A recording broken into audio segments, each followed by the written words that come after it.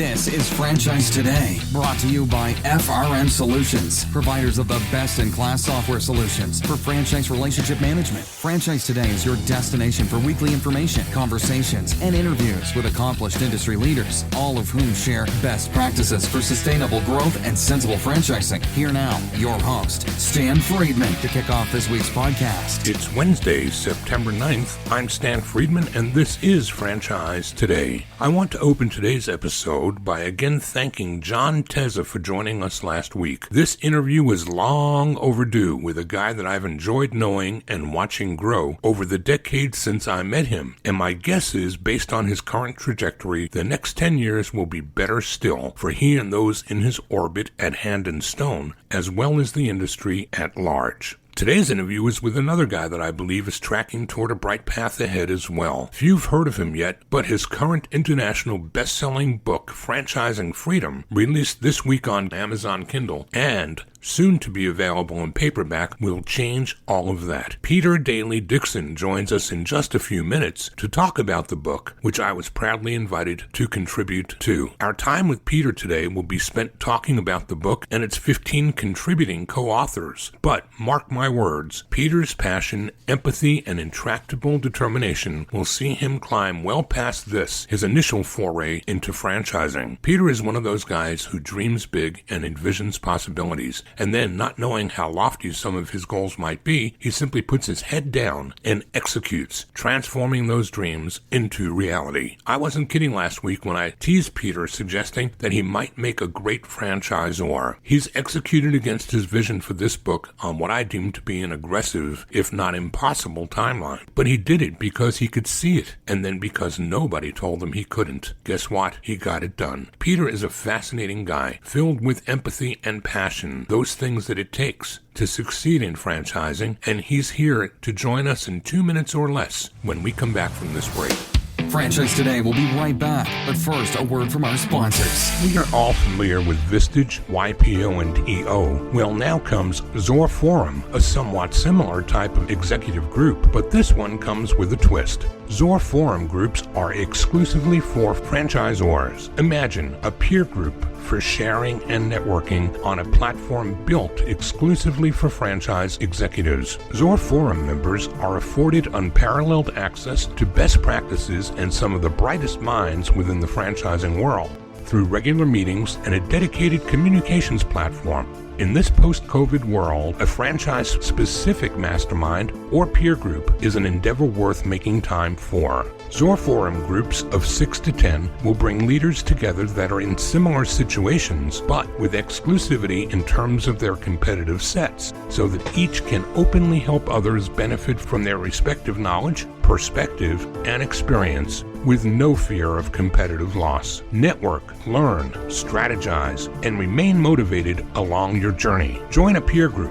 Not just any peer group, join the only one designed for emerging franchisors. Join Zor Forum. Learn more at zorforum.org. That's www.zorforum.org.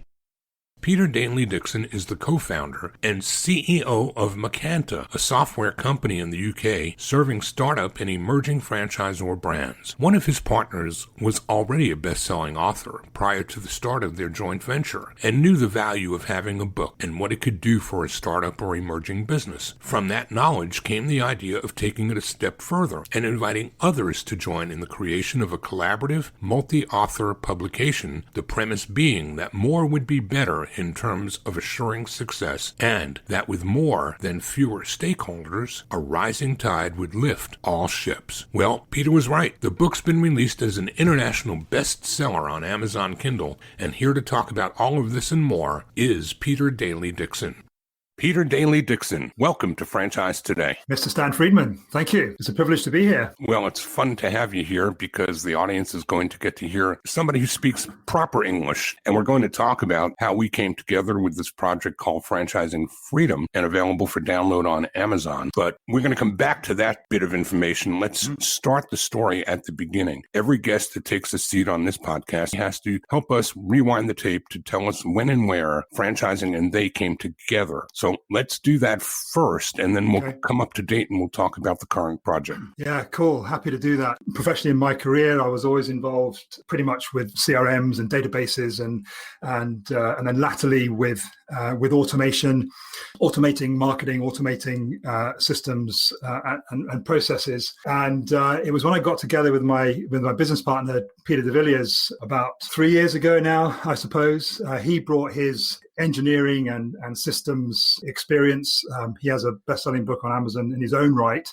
Well, he's got two now with Franchising Freedom, but he wrote a book on the three key systems that any business needs to thrive and scale without killing the owner. And we kind of put all this together. That in the interim, I had developed a piece of software that worked alongside a fairly significant player in the CRM space in the US and in fact globally. But it was in working with Peter that we decided to spin this piece of software out on its own merits, so that you didn't require this other piece of software. Like all new ventures like that, you get to thinking, who can I sell it to? What's the best place to kind of put this and focus our efforts? And this kept coming back to franchising. And I'm not sure who the first person was that mentioned it, but the more we talked about it and the more we sort of dug into it, the more it just made sense, because franchising, it's not just about systems and processes, but that's a large part of it. That's what allows a franchise to scale successfully is through the successful adoption by people other than the franchisor. And Peter and I had built a system in Macanta that allowed a business owner to encode, if you like, both the data and the relationships in their business to allow them to scale it. So then taking it to the next kind of obvious step, if you like, and being able to roll that out to their franchisees just made sense. So kind of that brings us full circle really to Franchising Freedom. The book was almost like an experiment to test the market. We knew that we had the ability to write a book ourselves to kind of start to position ourselves in the market. And therein lies one of the things that I found out about the franchising community when I started having conversations with people about the Franchising Freedom book. Just the sheer generosity of spirit, the lack of sense of competing with each other. It's almost like franchising itself is the thing that people are involved in, as opposed to the specific thing that they supply to a particular franchise they have. I think I shared that with you, and you definitely resonated with that. It kind of confuses people who get into the franchising space for the first time, who enter from other verticals. They come to an International Franchise Association convention, which is an annual event, and they come thinking that they're going to approach franchising the way they do other verticals that they may transact business in. And they leave all excited by the number of business cards that they've generated. And then people like me come along and tell them, this doesn't work the way other verticals do. And don't get too excited too quickly about that number of business cards you've collected at this conference. It's what you do with those cards between now and months from now, weeks, months, and maybe even a year, that will make a difference between what that card's value brings to you or not. This is no sprint in the world of franchising. We are not a transactional business. This is a relational business. And until people know how much you care, they really don't care how much you know. Absolutely. And, that is a truism in life as it is in business, as it does seem to be really evident and obvious in franchising. And it's really, the point is really well made by Brian Holmes, who's one of the authors and contributors to Franchising Freedom. And he talks about the sense of community and how pretty much all of his closest friends are people that he has met as a result of being involved in franchising. And that just really speaks to the strength and depth and quality of relationships that exist within this community. And to be fair, Stan, and on one level, I hate to keep referring back to a conversation which the listener has not been party to, but the conversation that we had about the book, I just said that I live for connection and relationship. And if you were to speak to anyone that knows me, to ask them to sum me up in one word, they'd say probably connection, just always about looking for connection. Talking about things that we haven't shared with the audience yet, let's go back to the backstory of what today's episode is all about and why you're here. Mm-hmm. So back in July, I get a LinkedIn ping. I think it was a LinkedIn ping from Peter, who was trying to tap into a conversation with me to talk about this book project that was upcoming. And I shared this last week with the audience. I'll recap it here again. I get this contact about a book that's going to be published, and there will be 15 or 20 contributors, each of whom will do a chapter of the book. And then it will all get stitched together into a comprehensive guide or tool from various points of view of authors that consist of attorneys, consultants, brokers, all different points on the compass of franchise relationships and franchise core competencies. I asked Peter what the timeline was for this, and he said 30 days. And I scratched my head and said, wow, now there is an ambitious undertaking and an even more ambitious timeline. So I wondered whether this was something that I could actually facilitate and consider doing and participating in for any number of reasons, time being the biggest concern that I had. I remember telling you, Peter, I've got to pass on this. If I can be a resource to you, feel free to tap me again and let me try to be helpful to you. I don't know that I kept an eye on the clock in our conversations, but I know we had lengthy discussions, and they were as much fun for me for the same reason as you. It's all about relationships, and it's all about the people first. So let's go back and talk about how this project even began. Whose idea was Franchising Freedom, and how do you and Andrew Priestley, your cohort in this project, align, and what's the relationship there? Yeah, great question. I will just say though, Stan, hearing you kind of give that little potted history from your perspective, part of me thinking, bloody hell, Peter. Sorry, am I allowed to swear? That's a podcast. You can say worse than that and you're still okay. Okay, good. An R-rated podcast is good. Just hearing it back there, just thinking, man, Peter, you had a bit of audacity really to think that you could do this, let alone the cheekiness to engage with people like Stan and the like. But sometimes, you kind of, when you have an idea, it's about just taking action on it. And that's what I did. It reminds me of a quote that I had through to me the other day. It said, between saying and doing, many a pair of shoes is worn out, from Iris Murdoch. And one of the things that I've learned in business primarily is that the shorter you can make the gap between saying something and doing something, the greater the chance there is of that thing actually being a success. And the other thing that I found to be true is that the more people that have a vested interest and almost a sense of ownership of something happening, again, the better the chance of success. So anyway, just to answer your question more directly, so you've had the backstory of the backstory. So now let's have the backstory of the book. Once my business partners and I, so the business of Mercantor is myself, Peter de Villiers and his brother Jean, once we decided that we did want to focus our efforts, if you like, on franchising, we thought, well, how do we kind of position ourselves? How do we, start to be seen in this world? I think I said earlier that Peter, my business partner, has published a book on Amazon, so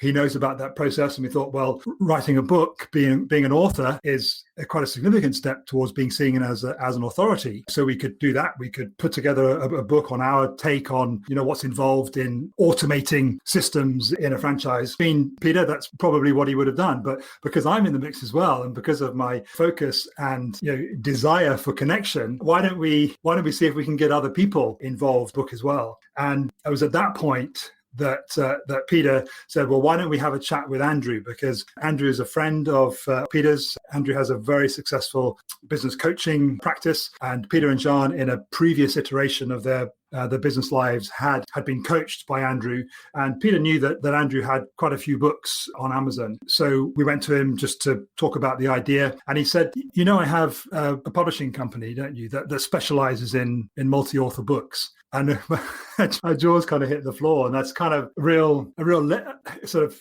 iteration and affirmation of a lesson, both for myself and hopefully for the listeners hearing, is that when you have an idea and you're thinking about bringing something to the world, talk to people about it. Don't hold it in, because it's when you talk to people about your idea that you find doors opening that you didn't even know there was a doorway. So Andrew very, very quickly saw the potential, both in the subject matter and the opportunity for us to connect with people like you, Stan, and all the other people that have ended up in the book. But for all the people that are in the book, there's probably 2 or 3 others that aren't, because I've had a lot of conversations to get to the final quota, if you like. And then we plugged into Andrew's process for getting multi-author books done and dusted. And as you say, we're in pre-order now on Kindle, and on Friday at some time the book will be released. And in my head, I like to think of the tens of thousands of people that have pre-ordered it, but I suspect that it's not quite as many as that. But they'll get access to the copy, and then we'll then transfer the rankings onto the paperback, and Andrew will then upload that to Amazon, and we'll have both the paperback and the Kindle version on there as well. Well, whether or not it's tens of thousands, I will say that this is a major undertaking in a very short period of time. The book went into pre-release about 2 or 3 days ago, and currently it's listed right now as the #1 small business franchise in the USA book, in the small business franchise in the USA category, #1 in the UK, small business and entrepreneurship, #2 in the UK in the home-based business category. Wow. So whatever the number be, 10,000 or more or less, the numbers that I look at are the ones that say 1, 2. Yeah, those are big. Those little numbers are big numbers. Yeah, and not having anything to compare it to. I said my business partner has a #1, and I know other people that had #1s. One part of me is thinking, well, maybe it's easy to get to #1 on Amazon. But Andrew, obviously, who not only is a published author many times on Amazon, but has taken people like me through the process of getting other authors together for, their own book idea. He said, listen, Peter, I'll be straight with you. I'd have been happy with a top 100. So top 50, brilliant. Top 20, amazing. The fact that you've got, when we had this conversation, I think we were currently only #3. He said to get in the top 3, that is astounding. He said, please do not underestimate what's involved to get there. So yeah, I'm absolutely thrilled to bits. And yes, it was an ambitious undertaking, but sometimes when you're ignorant of something, you don't really know what's involved. You kind of just get on and do it. I think if somebody had told me right at the very beginning of what was going to be involved and kind of getting everything together, perhaps I would have said, no, it's probably a little too much to bite off and chew on at this moment, because we've got a business to run at the same time. But I'm sure as heck glad I did it. Yes, the rankings on Amazon are great, but for me, it's the seeds that have been sown with the relationship of these people that I'm looking down. Yourself, obviously, Shireen Smith, Marisa Rorquay, Stephen Maker, Matt Frenthway, Darren Taylor, Kim Daly, Paul Mitchell, Evelyn Clark, Brian Holmes, Haroon Davis, Tommy Ballum, Robert James. These guys who, they, as you said, they range from franchising attorneys to highly successful franchisors. Some of them are franchisees in other businesses. A lot of them are franchise consultants and brokers. There must be hundreds and hundreds of years of experience in franchising in the book. And to be able to start to refer to these people as colleagues, I would like to think some of them friends, that some of them will develop into friendship. That for me is the biggest win out of doing this project. Let's come back and talk a little bit more about some of the contributors and their chapters and get a little deeper into the final product, Franchising Freedom, on Amazon as a Kindle publication with a paperback to follow. We're speaking with Peter Daly-Dickson, author of Franchising Freedom. We'll be right back. Franchise Today will be right back. But first, a word from our sponsors. This portion of Franchise Today is brought to you by Zoracle, providers of spot-on profiles, the gold standard of assessment tools that assure you're selecting the right franchisees every time. Unlike DISC or others that simply gauge personality or communication styles, Zoracle's spot-on assessments are all franchise-specific and based upon 7 sciences that nail the results each and every time. Your prospects simply answer a few questions online, and like magic, Zoracle's algorithms scientifically slice, dice, and analyze their thresholds for risk, their business acumen, and even their propensity for single or multi-unit ownership. Zoracle's spot-on analysis is like having a crystal ball, but there's no hoodoo here. It's all based upon science that flawlessly determines franchisee, franchisor compatibility, and accurately predicts performance. Why don't you schedule a demo today and take a complimentary look and see for yourself? It's the closest thing to a sure thing. Zoracle, spot-on assessments based on science, but delivering results that seem simply magical. Check them out at www.zoracleprofiles.com.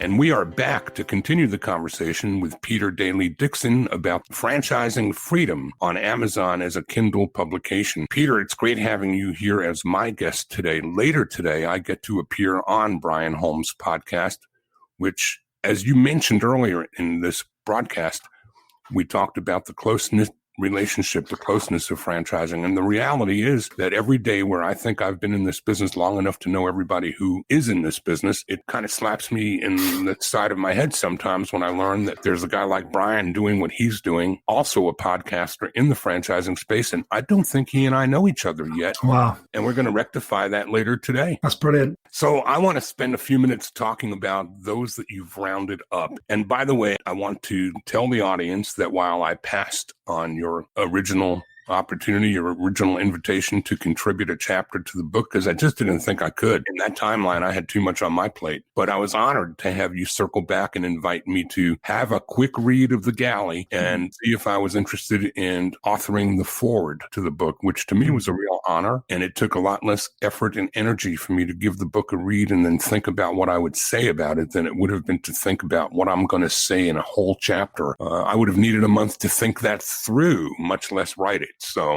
it all worked out in the end, didn't it? It did. And just kind of, if I can just pick up a couple of points on that, is that firstly, of all of the conversations, and I'm not blowing smoke up your ass here, of all the conversations I had with people about being in the book, might well have been because you have a software company that's kind of doing similar things. So there was a point of reference and an affinity there, and you gave me some good advice on our call. So there was that, but there was also your sheer depth of experience in franchising on all different parts of the compass, to borrow your phrase. So when I was thinking about who I wanted to write the foreword, although I was disappointed that you passed on being involved, I've had all fingers and all toes crossed when I came back to you and said, would you write the foreword? And one of the things that I got from when you emailed your foreword to Andrew and myself, I mean, because I've obviously seen the individual articles as they've been coming in kind of piecemeal, but I had never read them in the order that Andrew, who kind of had the sort of final editorial say on the book. I'd never read the book from cover to cover, as you generously committed to doing over the weekend before you making your decision. And what you pulled out, when I read your foreword, it made me want to go and read it from cover to cover, because you found the threads that are, when you're aware of them from reading your foreword, that do exist in the book. And yeah, you did the job, and you did it really well. And it was,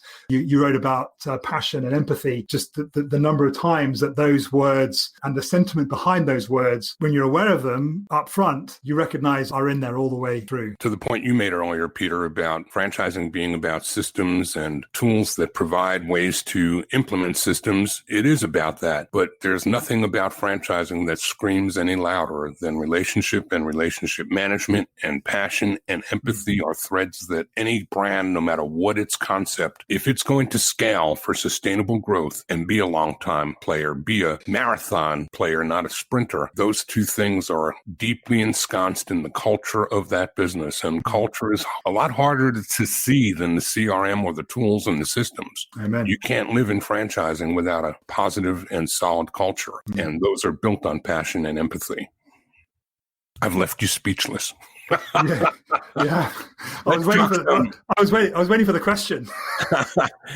No, it doesn't always work that way on this podcast, Peter. I want to talk about the authors and spend a little time pulling out some of the pieces of the puzzle, if you would, that will entice some that are listening to want to read this book. So, well, I don't want to be fair though, I don't want to pull out too much. No, I get that. I want people, as soon as they've heard this, just to go to Amazon and order their copy. Well, I mean, but we've got authors on 3 continents, correct? Yeah. Yes, we do. Yeah. US, UK, and Australia. Multi-disciplines. So just give a little bit. Yeah. So we've got a couple of attorneys, as you call them, lawyers, as we call them in the UK. In the book, one is a specialist on IP and protecting your intellectual property from a brand perspective. That's Shireen Smith. Marissa Walkway, she's a very, very highly experienced franchise attorney based out of New Jersey. I loved her approach to her article because it's titled Inside the Mind of the Prospective Franchisee, How Franchisors Can Show That They're One of the Good Guys, one of the good ones. And it's helping, because Marissa works with both franchisors and franchisees, her contribution to the book is, hey, franchisors, you know that you've got a great business and you've built your franchise out of it, but just stop for a moment, because you might have forgotten, if you've ever thought about it, what's actually going on in the mind of a brand new prospective franchisee who's thinking about investing in your franchise. That's just all about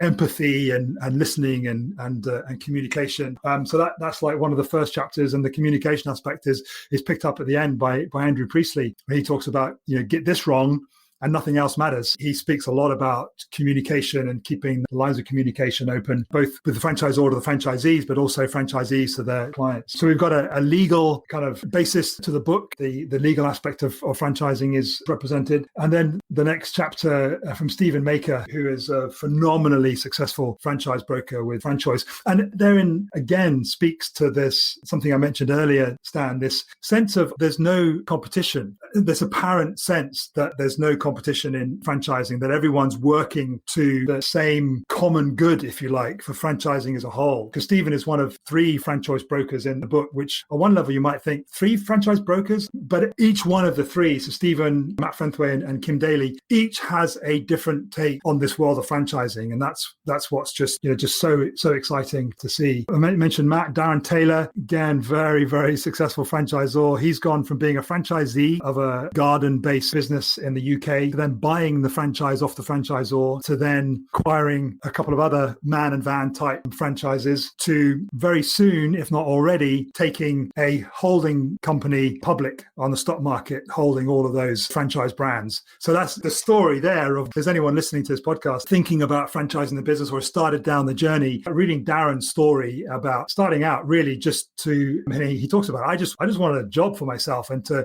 kind of add a little bit more to my wife's landscaping business. Certainly to achieve all that as a fantastic story. I can carry on. I kind of feel like I'm rambling a bit, but Paul Mitchell, he's kind of a bit like the UK equivalent of you, Stan.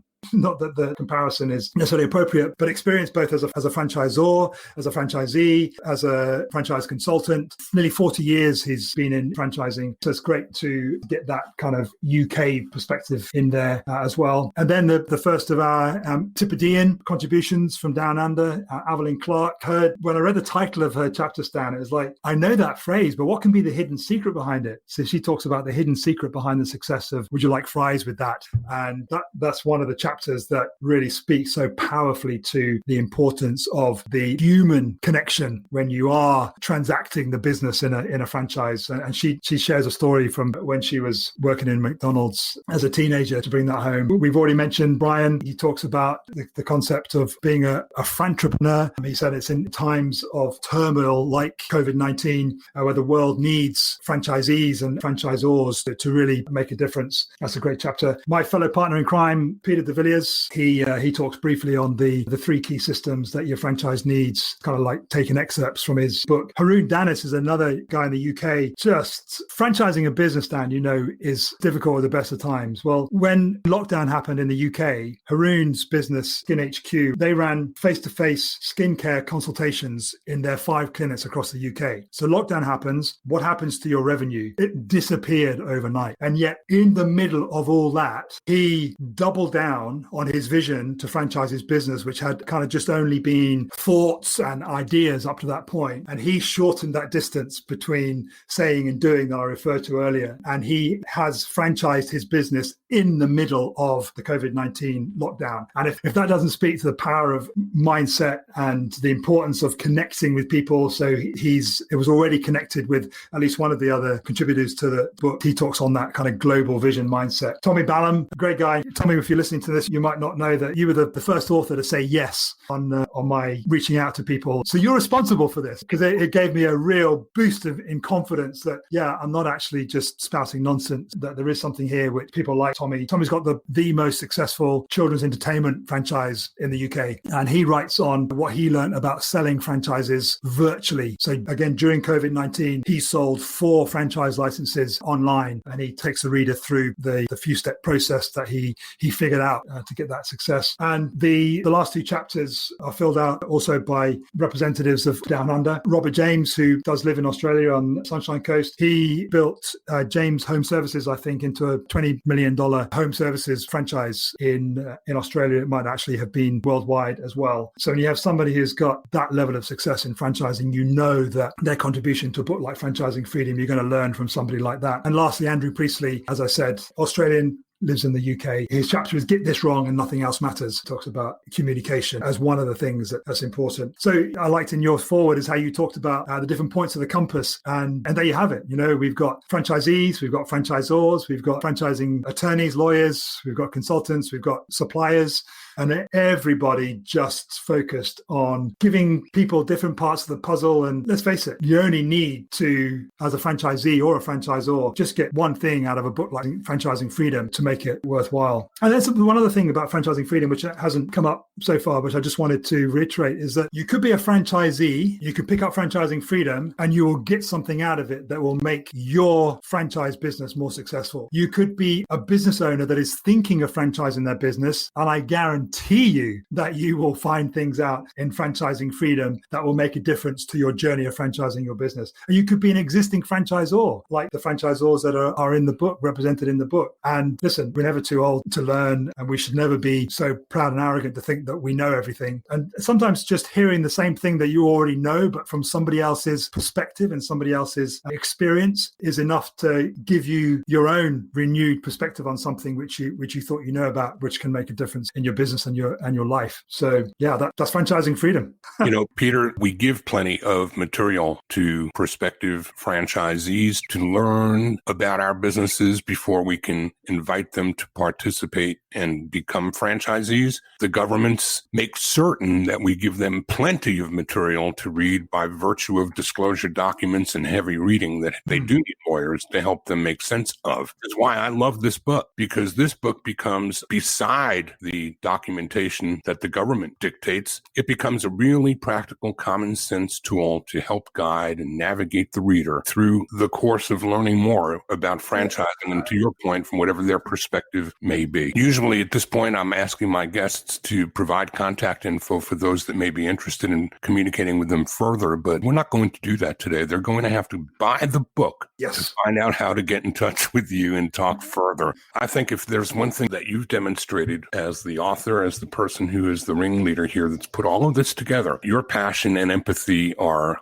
way up there on a scale of 1 to 10. Your heart and soul are really into this project, and you've made believers out of all of us that have contributed and said yes to you. So I'm proud to be amongst that group. Thank you, Sam. And really happy to have you here today to share this project with our audience. And hopefully everybody that has heard this today will make the investment of $4.99 worth every penny. Peter Daly-Dickson, thank you so much for joining us, and thank you for sharing with my audience here on Franchise Today. Thank you, Stan. Appreciate the opportunity. Peter's passion is contagious. You simply can't make that up, which is why I believe he is so right for franchising. We all know that it takes capital to succeed in franchising, whether as a Z or a ZOR. But we all trade in multiple currencies, and cash is but one of those. Passion is yet another absolute must for success, and Peter has no shortage of that. Let's keep eyes on the book, Macanta, and Peter himself. I think we'll be hearing more about all three in the weeks and months ahead. Next week, another passionate franchising friend, author, undercover boss, and franchising pro, Jeff Dudan, right here next week on Franchise Today. Until then, keep doing the very best you can. I'm Stan Friedman, wishing you the